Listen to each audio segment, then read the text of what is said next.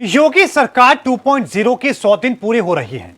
ऐसे में लगातार बीजेपी और सरकार अपनी उपलब्धि गिना रखी है और जनता के बीच जा रही हैं, लेकिन इसके साथ ही अब घोटाले भी सामने आने लगे हैं।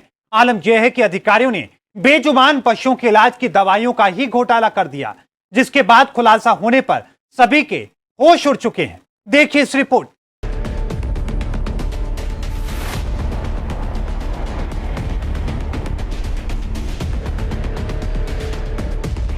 योगी सरकार 2.0 के 100 दिन पूरे हो चुके हैं और ऐसे में सरकार तमाम अपनी उपलब्धियां लेकर जनता के बीच जा रही है। लेकिन ऐसे में घोटाले भी सामने आ रहे हैं, जहां लगातार डिप्टी सीएम ब्रजेश पाठक छापेमारी कर रहे हैं और घोटालों को पकड़ रहे हैं। तो वहीं अब एक और घोटाला सामने आया है।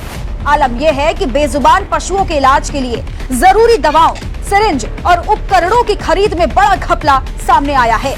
दावा किया जा रहा है कि करीब 50 करोड़ रुपए की दवा और सामग्री तय प्रक्रिया को ताक पर रखकर खरीदी गई है। मानकीकरण, स्टैंडर्डाइजेशन भी हैं, वो दवाइयों का बाकायदे जांच कराते हैं। अधोमानक दवाइयां होने पर उस कंपनी को ब्लैक लिस्ट करते हैं तथा उसका पेमेंट रोक लेते हैं। तो इस तरह के आरोप ये तो बिल्कुल निराधार हैं, इसमें कोई सत्यता की बात नहीं है। लेकिन फिर भी अगर इस तरह के अखबार में या मीडिया में आ रहा तो इसकी पूरी जाँच कराई जा रही है।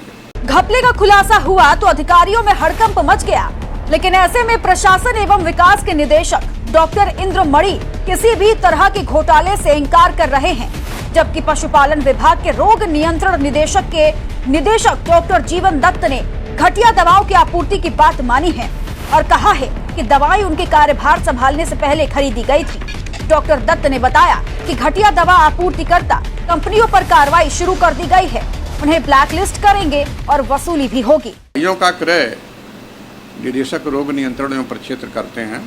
जहां तक मेरी जानकारी है, दवाइयां क्रय करने की पूरी कमेटी बनी है। उस कमेटी के द्वारा रेट अप्रूव किया जाता है। जेम पोर्टल से खरीदी गई दवाइयों का जेम से ऑर्डर दिया जाता है। वहां से बिल वाउचर लेने के बाद नियमानुसार उसका पेमेंट कराया जाता है। साल 2021-22 में खरीद के दौरान रोग नियंत्रण के निदेशक पद पर डॉक्टर इंद्र मणि और डॉक्टर आरपी सिंह थे और यही वजह है कि डॉक्टर इंद्र मणि किसी भी तरह के घोटाले से इंकार कर रहे हैं। हालांकि जेम बॉयर की जिम्मेदारी डॉक्टर जेपी वर्मा के पास थी और ऐसे में सभी जांच के दायरे में है। नियमों की इतनी अनदेखी की गई कि 10 के बजाय 5 दिन में भीड़ लगा दी गई और कई निविदाएं 7 दिन पहले ही खोल दी गई और तो और एक ही सामग्री 2 बार अलग अलग दरों पर खरीदी गई। अब ऐसे में योगी सरकार ऐसे घोटालों पर क्या कार्रवाई करेगी, इसी पर सबकी नजर है।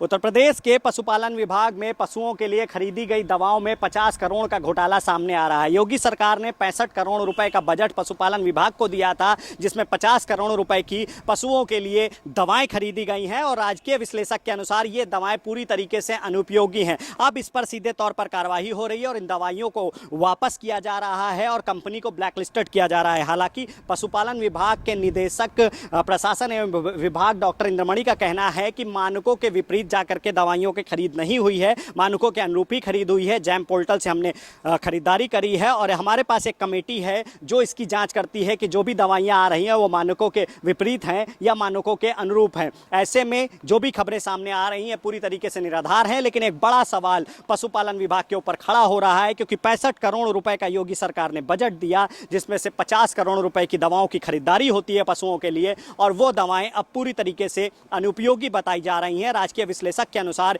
ये दवाएं पूरी तरीके से पशुओं के लिए अनुपयोगी है। हालांकि निदेशक का यह भी कहना है कि अगर ऐसी बातें सामने आ रही हैं तो इसकी जांच कराई जाएगी, जिसके लिए जल्द ही एक कमेटी का गठन किया जाएगा।